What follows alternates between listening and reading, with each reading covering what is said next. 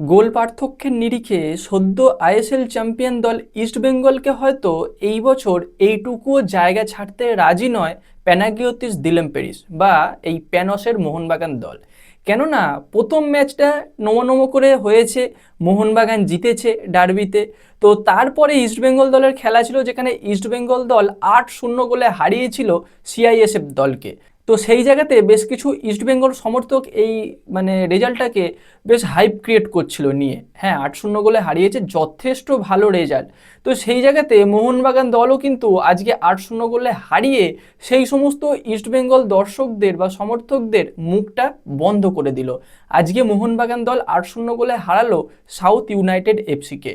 তো এবার যদি আমি সাউথ ইউনাইটেড এফসি এবং সিআইএসএফ দুটো দলকে তুলনা করি, তাহলে কিন্তু দেখা যাবে কোথাও সাউথ ইউনাইটেড এফসি দলটা সিআইএসএফ দলের থেকে অনেকটা বেটার দল। তো সেই দলকেও কিন্তু মোহনবাগান ডমিনেট করে আজকে হারালো। তবে সব কথার এক কথা একটু বলে রাখি ভিডিও শুরুতেই, যেটা হলো এই যে রেজাল্টটা দেখছো 8-0, এই 8-0 রেজাল্টটাও কিন্তু বা এই খেলাটাও কিন্তু মোহনবাগান দলের অরিজিনাল খেলা নয়।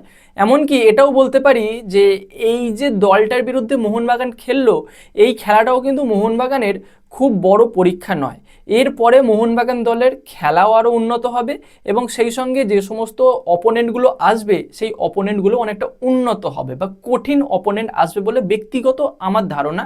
এবার তোমাদের মতামতটা এই বিষয়ে অবশ্যই তোমরা কমেন্টে জানিও। তবে এই ভিডিওতে আমরা যে বিষয়টা নিয়ে আলোচনা করতে চলেছি সেটা হলো আজকের খেলাটা। তো অন্ততপক্ষে মোহনবাগান 8-0 কেন, 1 ডজন গোল দিতে পারতো, 12খানা গোল অন্ততপক্ষে হতেই পারতো, যেভাবে মোহনবাগান সুযোগ নষ্ট করেছে। হ্যাঁ, সুযোগ নষ্ট খেলার একটা অঙ্গ হবে, কিন্তু কোথাও সুযোগ নষ্টটা কিন্তু সেই আগের থেকে কিছুটা কমেছে, তবে পুরোপুরি কমেনি। যেখানে আজকে মনবীর সিং অনেক দিন পর তার খেলা দেখলাম, যেখানে 3টে গোল দিয়েছে, মানে হ্যাট্রিক বলতে পারো কি হ্যাট্রিক হয়েছে। তো মনবীর সিং এর থেকে অনেক দিন পর অনেক ভালো খেলা দেখলাম, তার থেকে বড় কথা স্কোর করতে দেখলাম।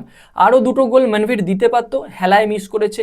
লিস্টন কোলাসও 2-3টে মিস করেছে, সুবর্ণ সুযোগ। শাহাল আব্দুল সামাদের বল বার পোস্টে লেগে ফিরেছে। তবে লাস্টে সুহেল ভার্ডেসে 2টো গোল করে 6-0টাকে 8-0 করে দেয়। একটা গোল ওন গোল হয়েছে তাদের দিক থেকে। তাছাড়া 2টো গোল আমাদের ডিফেন্ডাররা করে, মানে মোহনবাগানের ডিফেন্ডার, একজন অ্যালবার্টো রড্রিগেজ এবং আরেকজন হলো রাহুল ভেকে। এবং সেই সঙ্গে খেলা ভালো চোখে লেগেছে নতুন বিদেশি ডেওয়ান ড্র্যাজিচের। আমার বেশ ভালো লেগেছে তার খেলা, কখনো ডান দিক কখনো বাঁ দিক, মানে একদম ফ্রিভাবে তাকে মুভ করতে দিয়েছে কোচ, সেইভাবে সে খেলেছে। বেশ কিছু পাস বাড়িয়েছে, যে সমস্ত পাসগুলো ডিফেন্স স্প্লিটিং পাস বলা যেতে পারে।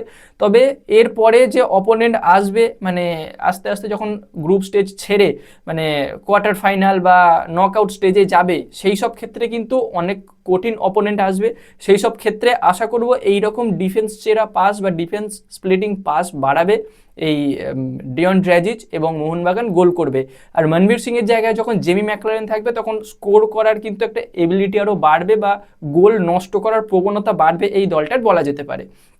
তবে মোহনবাগান জিতে গেছে, মনবীর সিং হ্যাট্রিক করেছে, তাই দলকে নিয়ে কোনো সমালোচনা করব না। আর আমি এমনিও খুব একটা বেশি কোনো প্লেয়ার বা দলকে নিয়ে সমালোচনা করতে ভালোবাসি না। তোমরা যারা অনেকদিন ধরে আমার ভিডিও দেখছো, তোমরা সেটা ভালোভাবেই জানো। তো মোট কথা হলো, এখনও মোহনবাগান দল গোল পার্থক্যের নিরিখে এগিয়ে থাকলো, +9 গোল পার্থক্য থাকলো মোহনবাগানের, এবং ইস্টবেঙ্গলের থাকলো +7, মানে 2টো গোল এখনো বেশি দিয়ে রেখেছে মোহনবাগান। অবশ্যই পয়েন্টস টেবিলের 1 নাম্বার পজিশনে আছে, 2টো ম্যাচে 2টোই জয়, এবং ইস্টবেঙ্গল 2টো ম্যাচে 1টা জয় 1টা হার। তো তারপরেও গোল পার্থক্য কিন্তু এগিয়ে থাকলো মোহনবাগান। এবার সেকেন্ড বেস্ট হিসাবে ইস্টবেঙ্গল এই গ্রুপ থেকে আসে কি না, সেটাই এখন দেখার বিষয়।